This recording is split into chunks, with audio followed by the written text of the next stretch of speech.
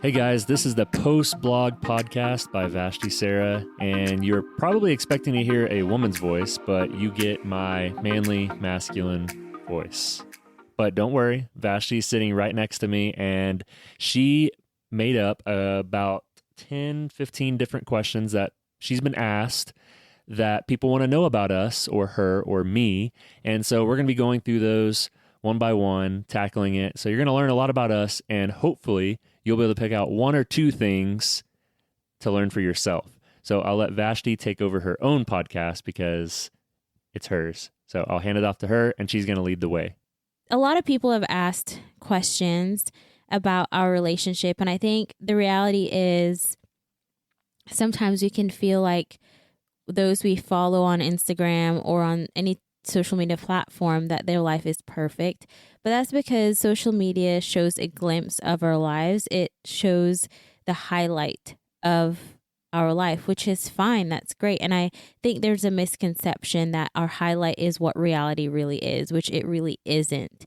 And, you know, Jarrod and I have had our difficulties. We've had conflict, and we've had our highs, we've had our lows, and we want to be transparent. So we're going to answer some questions today, and hopefully, like Jarrod said, there's something in today's episode that will resonate with you that you can implement either as an individual or as a couple.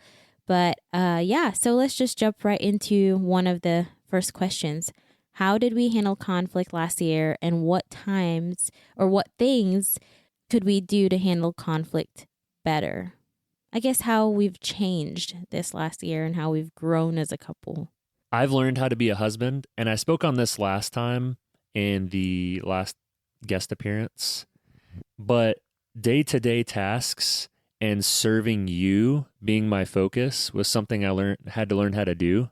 When you're growing up and living with your parents, a lot's done for you, and when you're out on your own, and especially being married, you have someone else to take care of, and that's something that you can't learn beforehand. You just have to be married, and you have to go through it, and you can either learn it or you don't. So taking out the trash and making sure the dishes are done when you didn't necessarily want me to do it or need me to do it, but just stepping in and not asking for permission if you need help, but just going and doing a task that you see needs to be done and just knock it out and help your spouse. And I think if both people do that and just do things without asking and not expect anything in return and not having to go 50-50 on everything, you can live a lot less stressed and fulfill a lot more. So you would say that was how you've changed most this year, or how you've grown this past year? In the past, I was never responsible for anybody, and responsible for helping, protecting, being married to, and being one with somebody else. And that comes with a lot of responsibility. Okay. What about conflict? How did we handle conflict last year versus how we're handling conflict now? So the easiest way to handle conflict is, first, you have to wash your hands of the conflict. And second, you flick the water on your spouse when they least expect it and get them wet. And that usually causes more conflict. Vashti's staring me down. Okay, I'll answer this one. So to be completely transparent, right before we started recording this podcast, we had a full-on argument. And like Vashti in tears, Jarrod just fuming. Well, not fuming. You get annoyed. You don't fume. You don't like stomp around like huffing and puffing. But I just know he's really annoyed at me. And we're both annoyed at each other at this point. Both had a really challenging day. And we brought home our funky attitudes. To say in the nice way. We could replace those words with other nice choice words, but we came home with really funky attitudes and, had a full-on argument right before recording this podcast, and even second guessing, should we even record this, because we're such in a funk.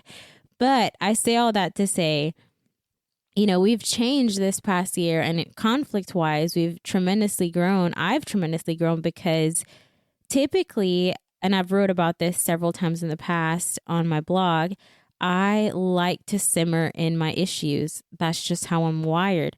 I like to dwell on them, and I like to throw myself a pity party.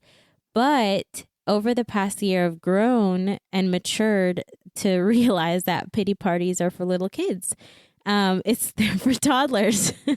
My nieces and nephews do that. It's not a 27-year-old, character or an attitude that you should have throwing yourself. Stop shaking your head.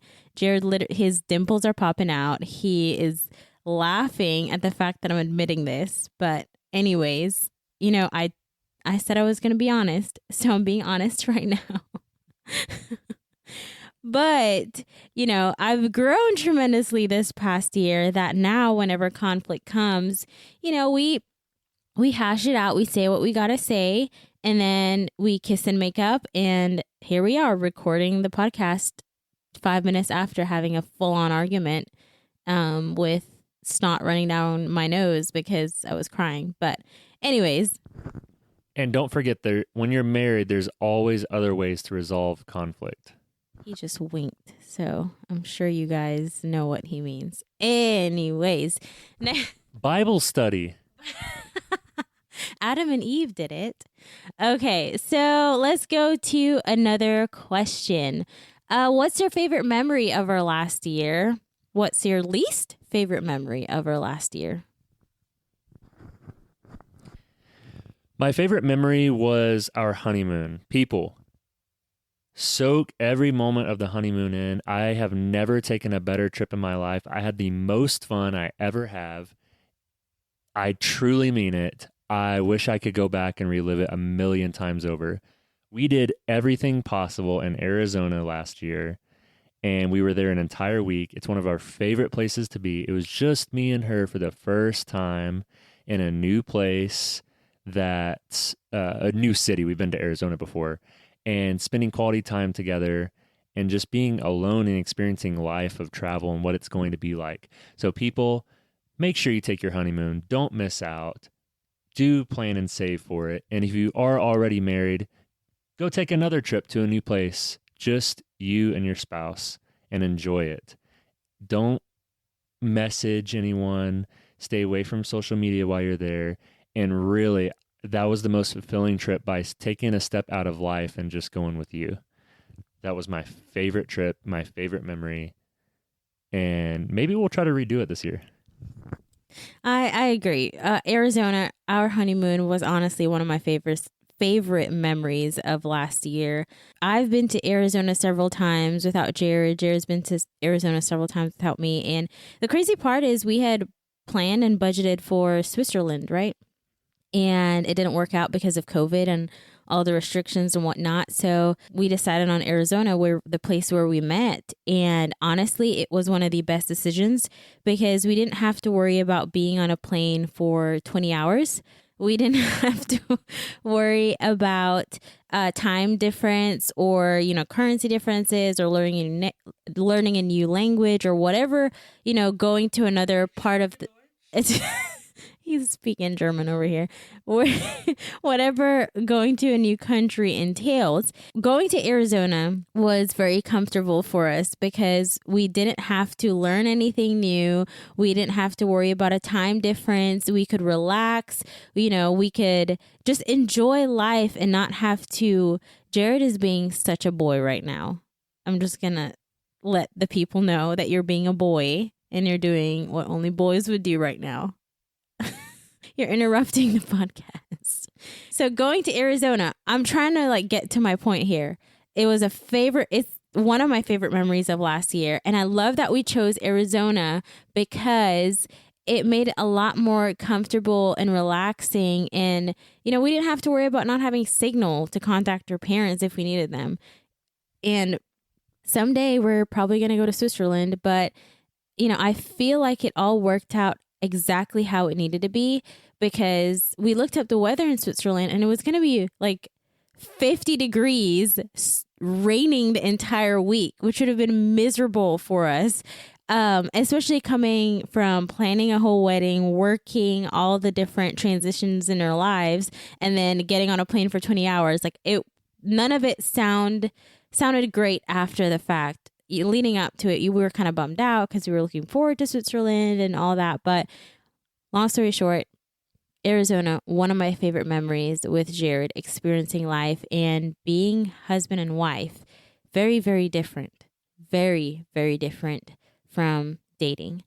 So, what's your least favorite memory of our last year, honey? My least and most vulnerable memory from this last year was just a couple weeks ago. I came down with the flu, and she's laughing at me. That's what she does when I'm sick. She laughs at me. No, she doesn't. She's very sweet. And I learned that because I really don't get sick very often, and I came down with the stomach flu coming out both ends. I couldn't move. I couldn't stand. I passed out. And I was at my lowest, sickest point I've had in years. And she babied me. She babied me. And that was the worst part of the last year, was being sick. But I'm glad I got married because I had a wife to take care of me. So if you ever get sick, make sure you're married, because it makes life a lot better. And if you're still waiting on your person, don't worry. It's worth the wait. So just be patient. Yes, be patient. Yeah, definitely one of my least favorite memories of last year. Not taking care of Jarrod, but seeing him so weak. He's such a big guy. It literally would not stop coming out. Both ends. I know, but I would stand up and it would just keep coming. Okay. And then I would stand and I would start throwing up. Okay. No one needs to know all your bodily fluid issues that you had last year. Anyways, so this last year of our marriage, definitely not one of my favorite memories. Seeing him so weak, so sick was very, very difficult as a wife. And the whole idea of sickness and in health, came to play. And I was like, oh, Lord, you're helping me through my trials. But to be frank, I will take that, over any other major issues happening in our first year of marriage. I've heard horror stories, and that's not to be braggadocious and saying, life's so great and we got dealt the good hand of the stick or whatever. But, we know our challenges are going to come over the years. That's not wishing bad either. It's just life. That's what life is, or that's what happens. But, in our first year of marriage, the stomach flu being our least favorite memory, I'll take it. I will take it a million times. I'm not sure if Jarrod would take it a million times, but it was fun playing nurse and being there for him and, just being his wife and loving him in a new way and learning to love in a new way. And I found out that baking soda takes out the scent of vomit on your carpet. All right. So what actions did we take over our last year together that contributed to our happiness? Goals, people. #goals. Make a goal list and don't make them small. Make them big and go after it. And even if you miss, you'll still achieve so much greatness. And Bastion and I are super proud of what we've done over the first year of marriage. And the more I think about it, the more excited I get of, man, if you really just stick your head down and just go to work, how much you can get done. So I was able to grow my business, my collectibles business, up to a point where I never thought I would get to. I have always been a super skinny guy.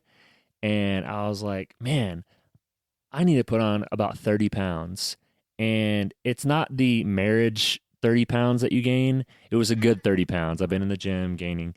And I'm at the biggest that I've ever been, but in a good way. Most people go the opposite direction. Most people maybe don't have time or don't make time for their goals. And I think that's something that we did put a high priority on, which is goals. And it actually is our hobby. we don't find our enjoyment or pleasure in sitting down doing nothing. That's fun, don't get me wrong, but that's not our pastime every day consistently. When we come home, we're going to work on our goals, and it's fun and we enjoy it. It doesn't feel like work. So my advice to people is find those things that you do enjoy that don't feel like work and that will propel you in life, and focus on those things after work. The 5 to 9 or 5 to midnight, those are the hours that truly, truly can change your life. And we're in the very beginning process of that. And I'm really excited for what's to come, because after just 1 year of what we've been able to do, and yes, I am bragging because I'm proud of it. And there's nothing wrong with that. I don't think if I had been married to Jarrod, I would have taken the actions I did this past year, launching a blog website, launching a podcast, releasing books, and have a couple other books underway. I have a small accounting firm that I'm trying to build up on the side. So there's all these different things. And like Jarrod said, we're not trying to be braggadocious, but we are proud. We're proud of where God has brought us, because it took a lot of effort. It took a lot of discipline to get to this point. And yeah, we're not like super well-known influencers, and that's not the point to be well-known. The point is to influence, and even if it's to influence one, we know we've done what we were called to do, because that's what Jesus encouraged us to do. That was his example here on earth. It was for the one. So our influence in every stream of life that we're in, every hat that we have on, is to influence the one. And those action steps that we both took this year, we've seen how the Lord has, reaped or helped us reap fruit from the seeds we've planted, and God's watered it. All we said was, you know what, Lord, here's what our plans are. Do what you will. And some things didn't pan out the way we wanted it to. Some things did. But at the end of the day, just be bold enough to take a risk and understand that you won't have a whole crew of people cheering you on. A lot of the times it's Jarrod in my corner cheering me on, saying, "You're amazing. You're amazing." And I'm in Jarrod's corner telling him, "You're amazing. You're amazing." Because, family and friends don't always see the big picture. They don't always see the vision. And a lot of times your own family and friends are the critics. And that's hard. And it might seem harsh, but that's just the reality of things, especially if you have a goal and you have a dream in your heart that is taboo, and you're going outside of the norm, outside of what your typical track or family history does. So, like Jarrod said, just go after it. My biggest advice to you, if you are in your first year of marriage or maybe your 10th year of marriage, whatever that dream is, it's never too late. You might have kids, I get it, but you got to make sacrifices. You might be in a weird position in your life, I get it, but you got to make sacrifices. That time from 5 p.m. to midnight is when we grind. We don't have the luxury to just stay at home all day. And even if we did, we'd probably still grind from 5 to midnight. But, we make sacrifices, and that's just the nature of it. Take action steps. Don't let every year be the same year every year. If you want to grow, the key word is you. You have to do it.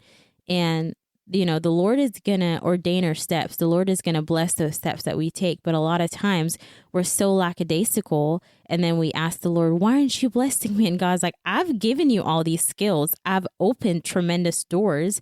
You're just not walking.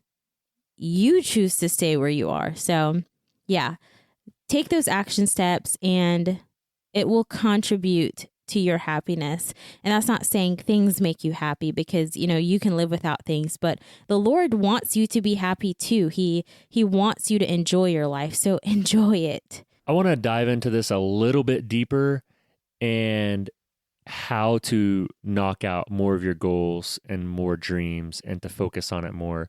And that's freeing up the time to do so, because time is our most valuable asset. If you don't have time, then you need to reallocate and make changes and make a routine that's consistently doable. Things are going to come up in life where it's going to take that time. So I think setting up a secure routine that's actually plausible is very important. And then number 2, there's a quote, you aren't missing out. Missing temporary pleasures is crucial for long-term success. So there will always be an event, always a place to go, always a friend to hang out with, and that's amazing.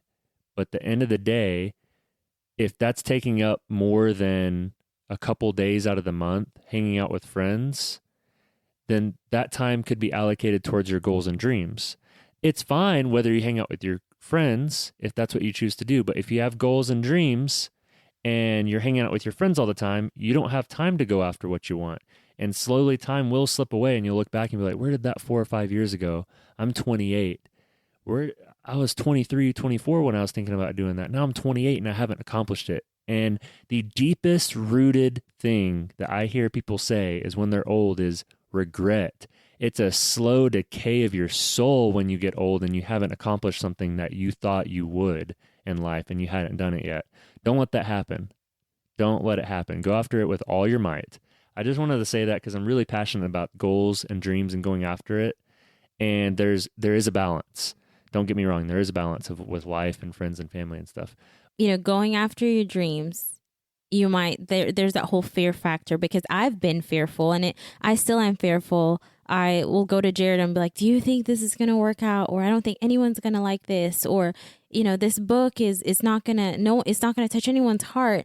But, I have to remember my purpose. My purpose was never to please anyone. My purpose was to be obedient. But not just that. I fail when I don't try. That's when you fail. A lot of the times the reason why we don't go after things or we don't take actions is because we're so fearful of failure. But what we don't realize is we fail the moment we quit. We fail the moment we don't take an action. You gained success when you tried. You gained success when you went after it. You gained success by just stepping out. So take action.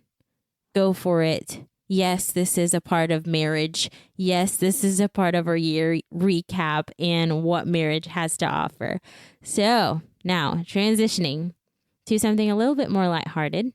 What was the kindest thing I did for you this past year? There's not one instance that pops up, but people, let me tell you, Vashti Sarah is a one-of-a-kind woman that goes above and beyond. And I've told her this. And as an example, she'll make dinner almost every night. She's an amazing cook. But apart from that is after dinner, about 30 minutes later, she always surprises me. I don't know why I don't always know that she's going to do this, but she always has an extra touch to the dinner. So she might have an extra little cinnamon knot, or she might have a new type of ice cream. What was that new ice cream that we had? Gelato? Is that what it's called? Yeah. Wow, that's amazing.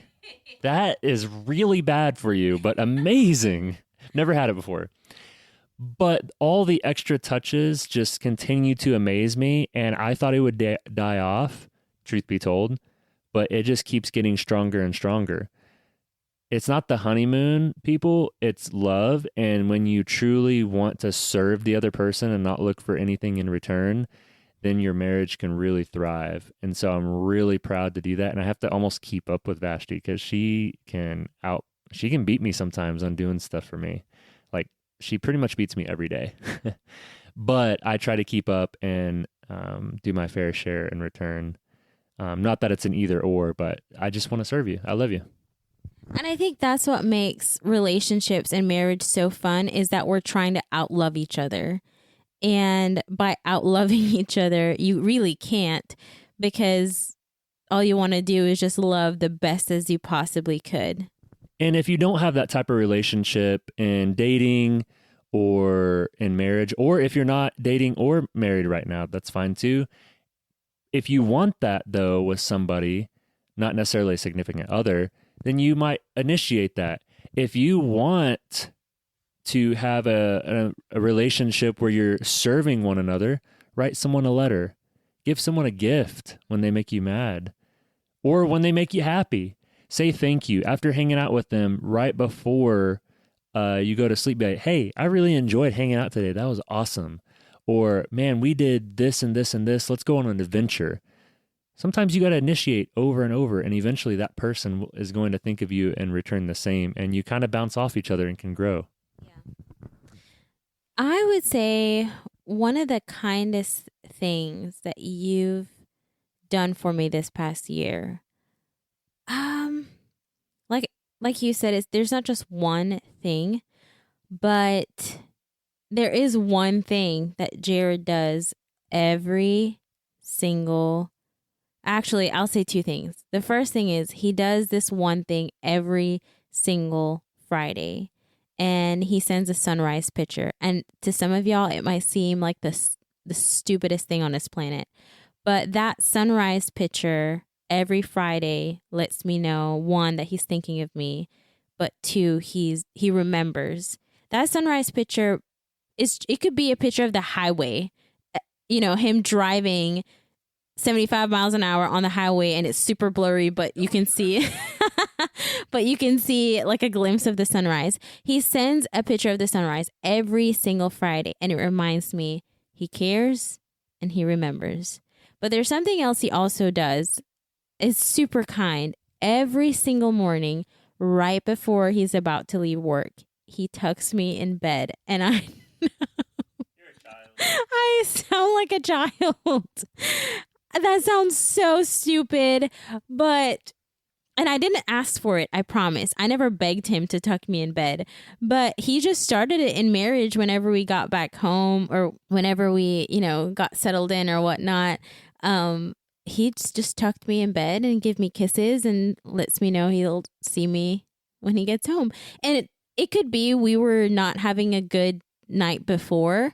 We might have, had a conflict, resolved it, and went to bed.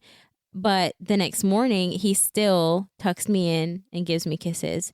So one of the kindest things he does on a consistent basis, tucks me in bed and those Friday sunrise picture.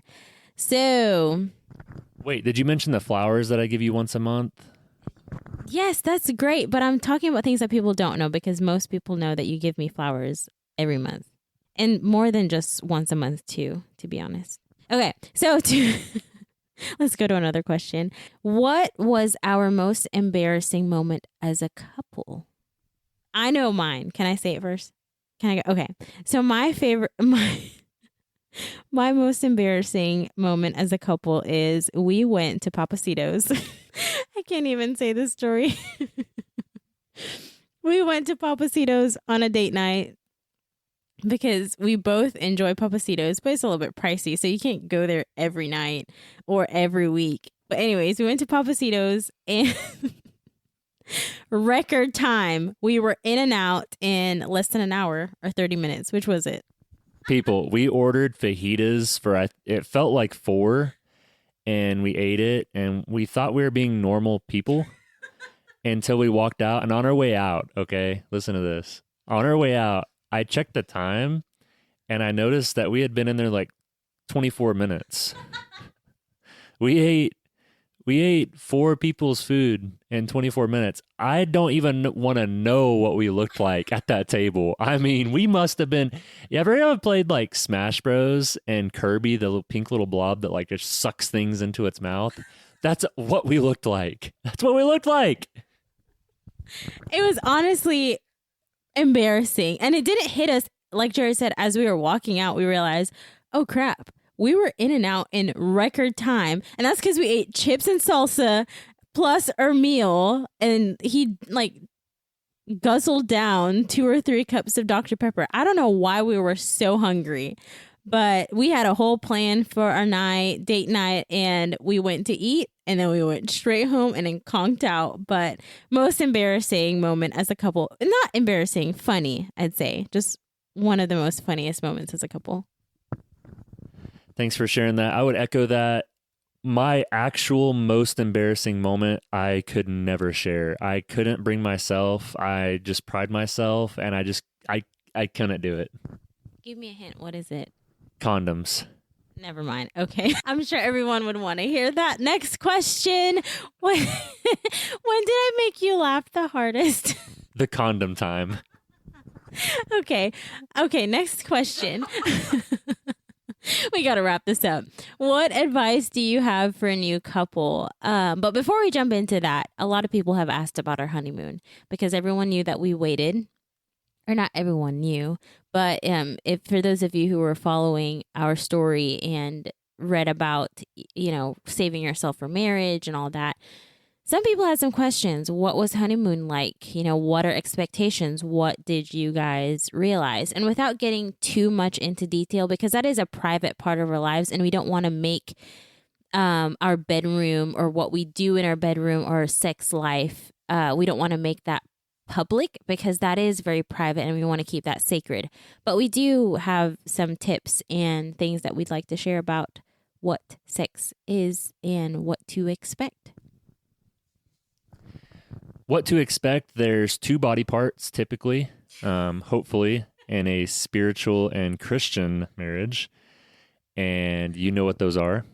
If you don't, then you're not ready. Okay, let me answer this one. The honeymoon was really great.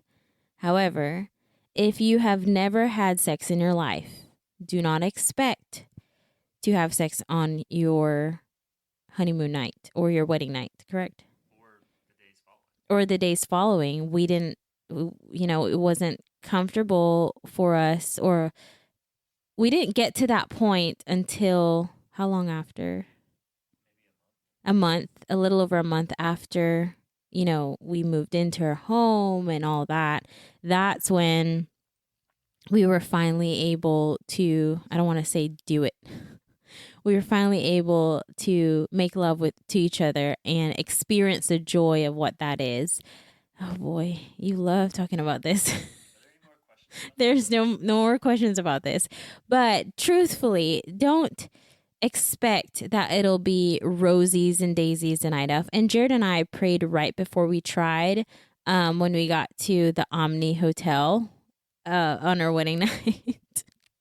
And it didn't work out. And we stayed up pretty much the whole night because neither of us could sleep because we've never slept together in our lives. And we didn't sleep until like 2 days later when we finally got melatonin and was like, forget this, we need to sleep.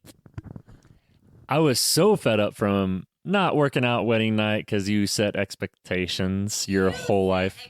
I did. Yeah, as a guy, you set expectations. And also not sleeping and just the emotional thing of like what just happened and what we went through to be able to be in a relationship, what we went through to date each other, to love each other, to get engaged and to married is once in a lifetime. And that being said, I was getting out of bed and I slung the sheet off. I was like mad, but not mad, if you know what I mean. Just kind of aggressively. And my ring was super loose because I hadn't resized it yet and actually flew off my hand and hit the window and almost busted the window because I slung it so hard. I got big old long arms. So when I sling, I sling. That being said, don't set expectations and don't get mad when those expectations that you've built up over your mind over years or decades don't work out. It worked out perfectly. I wouldn't change a thing. Looking back now, after only a year, I wouldn't change anything. It was perfect. And something that Jarrod reminded me on our night of, because I got very insecure, and there's a lot to do with why I wasn't comfortable with having sex on our wedding night. And I shared that in previous podcasts. The whole story behind. There's a lot of hurt that came with that, not with Jarrod, but just understanding what sex is, what love is, and all that entails. But something that Jarrod reminded me that night was, I didn't marry you for sex. So, get that off the board completely. And I knew he had expectations to have sex because he was waiting, 27 years, right? He waited 27 years for this. And the poor guy had to wait another month to experience what it was, or what the joys of what that is and the pleasure that it brings and just the intimacy and all the things. But he reminded me, even in his disappointment, he reminded me, I'm not disappointed in you, and this is not why I married you. I'm willing to wait. I've waited 27 years. I will continue to wait until you're ready. And, we prayed about it, which might seem odd to people to pray about sex, but we invited the Lord in our room and we said, you know what, God, have your way. Give us peace. Calm Vashti's heart. And it didn't get calm until a month later, but like Jarrod said, I wouldn't change it for anything. It worked out exactly how it needed to. And honestly, it was one of the most beautiful experiences. That's really good advice. And I wanted to take that a step further with the honeymoon. You had asked about the honeymoon and advice that we can give people. And this goes along with trips for all couples.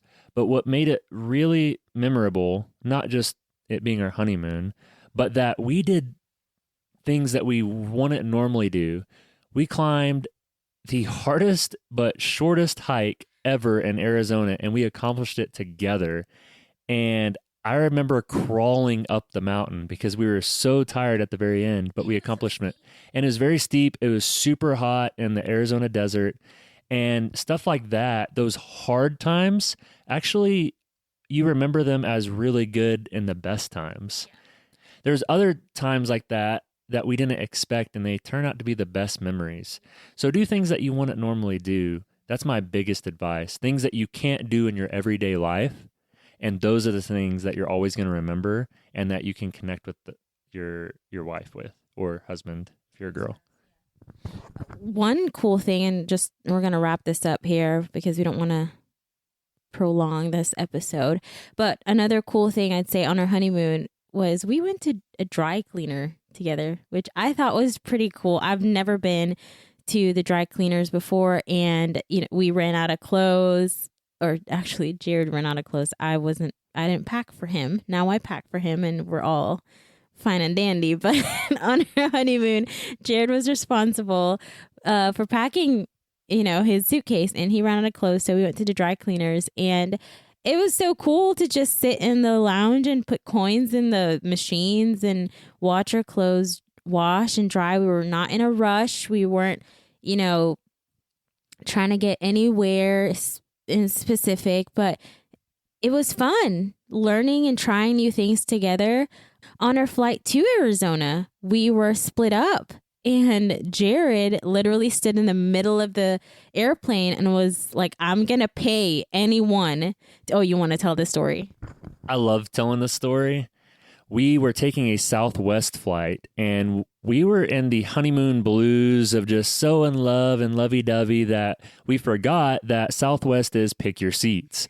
We thought we were being smart. So we were sitting in the airport waiting on all the different sections to be called to board the plane. And we were just sitting there like, oh, look at that idiot over there. They're waiting in line like 30 minutes too soon. Like, ha, ha, ha. And we're like laughing, having a good time. And then turns out we're the idiots because we walk on the plane and we're like, oh yeah, this is Southwest. You choose your seats. There's no seats together, and it's our honeymoon. We're going to be split up on our honeymoon flight. Like, this is ridiculous. And I was like, you know what? This is not happening to Jarrod and Pisors. So I took out a wad of cash out of my pocket, and I had a couple $100 and 20s in my pocket. And I was like, all right, people, I'm on my honeymoon. There's a seat up there and a seat back here, and my wife that I just married is right here, and we're sitting together, and it's going to be $20 in your pocket if you get out of your seat, both your seats, two people together, and move somewhere else so I can sit next to my wife. And no one budged. I was like, that's fine. So I started running an auction in the plane. I was like, $40, $60, and I think it was $80. This young couple popped up, and they're like, we'll take the $80.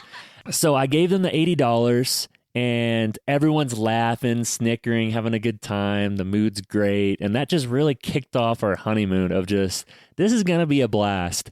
I ran an auction on a Southwest flight to go on my honeymoon. Who can say that? Like, I bribed somebody. Like, that's a great start to a marriage.